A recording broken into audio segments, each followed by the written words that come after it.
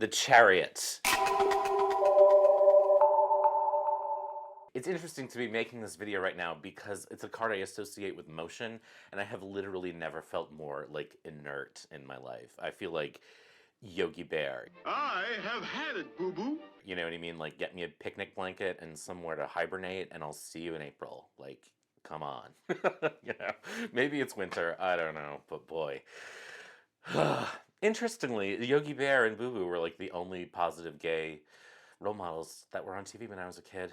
And then they went and gave Yogi Bear a girlfriend in that stupid Christmas special. It's just unacceptable. Anyway, so this might be one of the shortest videos in the series because I actually, shockingly, don't have that much to say about this card. It's pretty straightforward, but there are some nuances that I think are interesting as always. So we'll take a deep dive into it.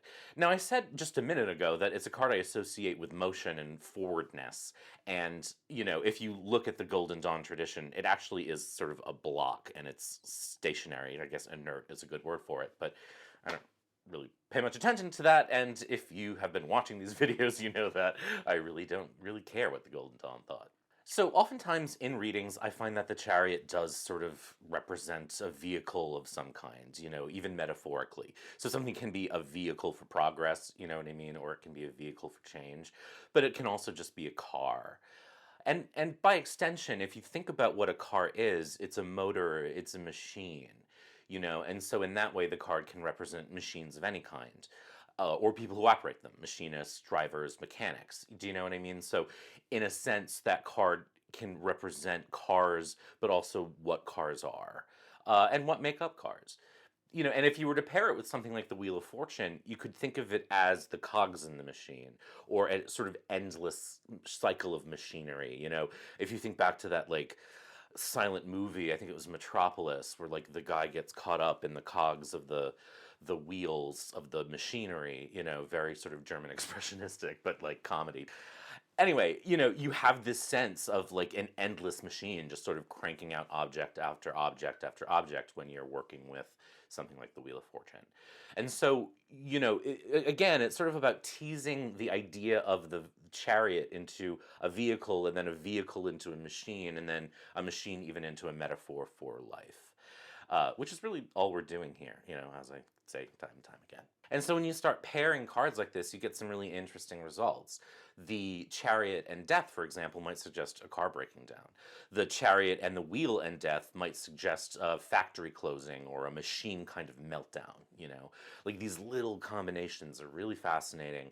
And again, you know, are you going to be doing readings about machinery breaking down? No, but cars do break down, you know? So you get the sense that like, you know, if you're doing a reading about like what's going to be an obstacle for me today, and you get the Chariot and Death, you know what I mean? They might be like, okay, maybe I need to just like schedule an appointment with my mechanic, you know, something like that. Or if you're getting a ride from someone else, maybe they dud out on you, you know, like the ways in which these things can be paired are really interesting.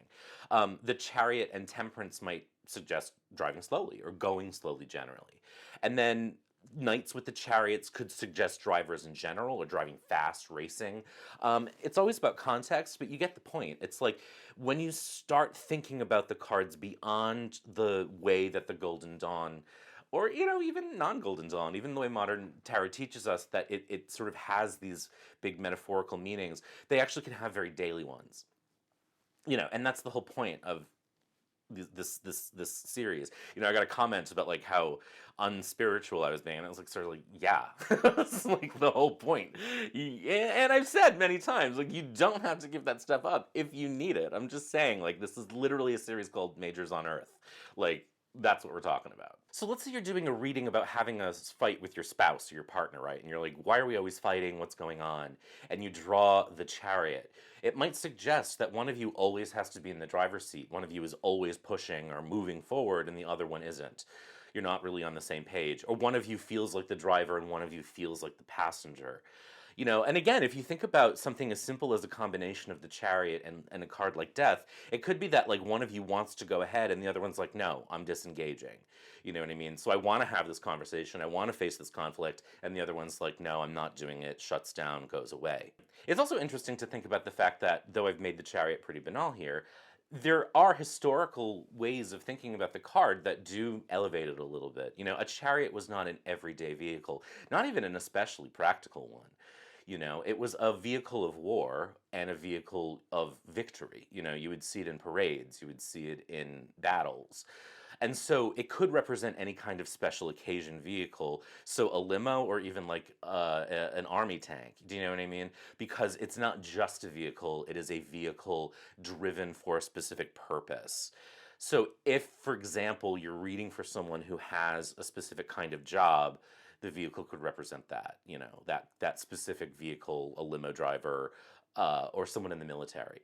Especially too with cards like kings and knights. You know what I mean? Again, I talked about them being drivers earlier, but like there's the military aspect to knights and kings that in partnership with the chariot could suggest the armed services, for example, or you know, I guess more broadly law enforcement, although ew, but you know what I mean. So it's a specific kind of vehicle, and in contextual senses, you could get a specific kind of purpose vehicle out of it. You know, even like bus drivers or things like that. Like it's not just a car; it's something bigger.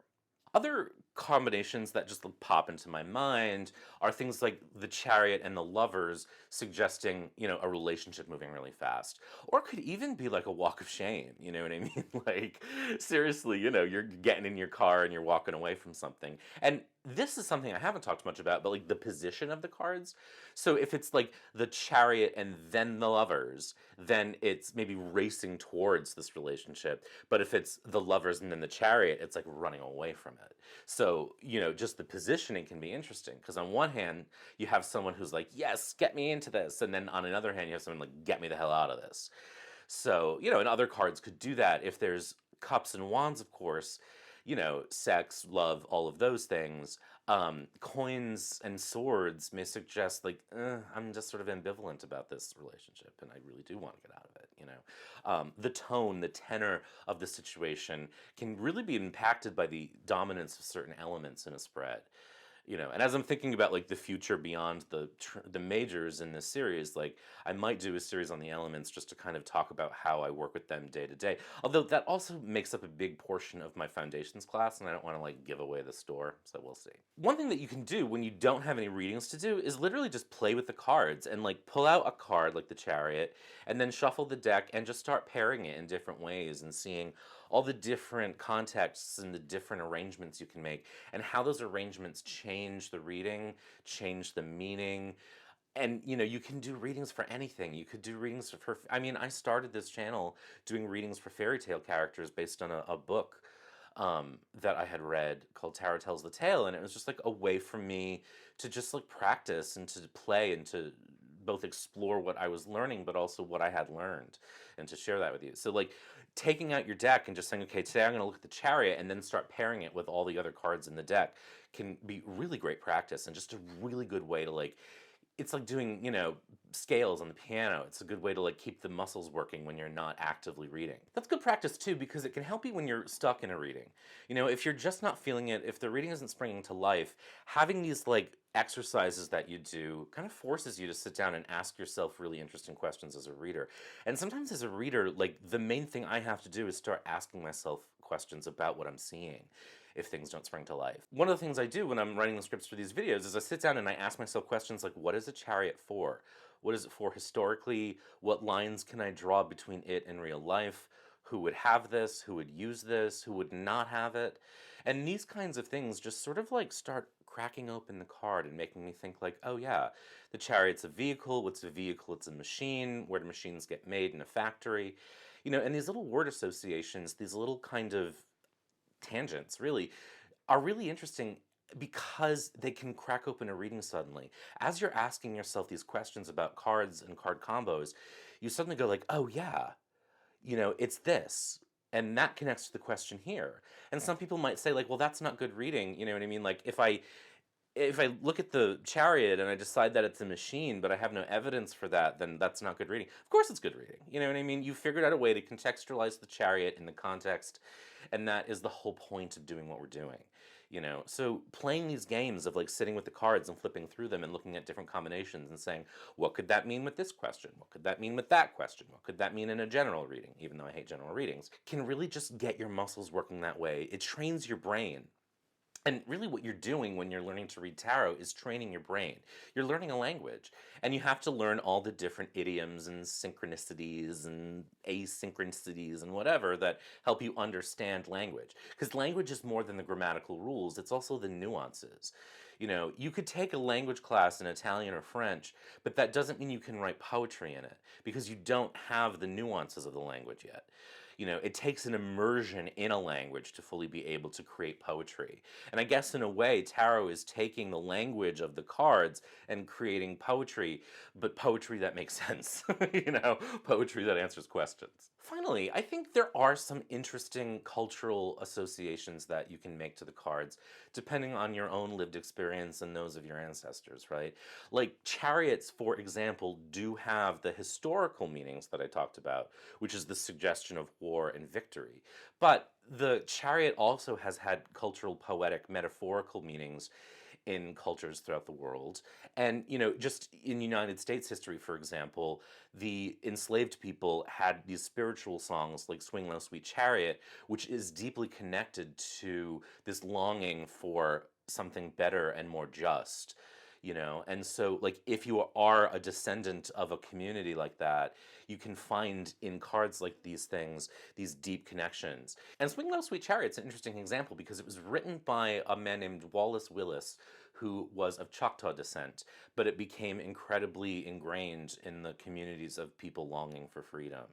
You know, and so even in that card there, you can see this connection between people that, you know, have been experienced awful genocide at the hands of colonialism, and how, you know, there's been interconnected and linked and needed each other, you know, to form this community. Now that isn't just something that, you know, shows up in a lot of readings, and as like a white reader I wouldn't jump to that conclusion. But the idea here is not just exploring the card through what's in the books, but saying like, okay, here's a cultural association for the idea of a chariot, and here's like historically how it's played out in the United States, and here are ways that that can impact a reading for someone who comes from a marginalized community, you know.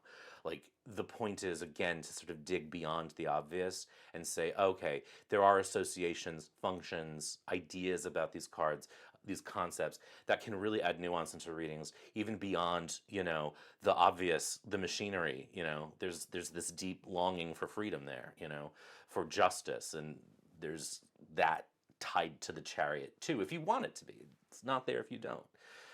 And so that's really what I have to say about the chariot. It's pretty straightforward. It's interesting because, you know, if you go to the tarot school website, you can calculate your birth cards. The chariot's one of mine, the tower is the other. And in a lot of ways, those two cards are kind of the most straightforward to me. You know, I talk a lot about how, as a chariot tower, like I have this tendency to like rush in and like blow shit up and like say haha, you know, which in a way is kind of what I'm doing with these videos too. It's what I've been doing with this channel for a while. But you know, in readings, it's like the cards just kind of are what they are, and sometimes, I guess, I hate this expression, but sometimes a cigar is just a cigar. So tell me about your chariot. Where's the chariot for you in your day-to-day life? What does it look like when you're doing a reading about work or relationships or any of these things? Next week, I'm going to combine strength and justice into one video.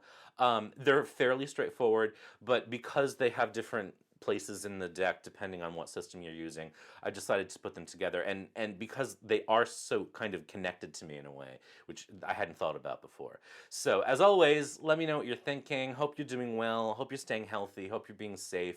Be good. We'll talk soon. Take care. Look at the bears! Look at the bears! Look at the bears!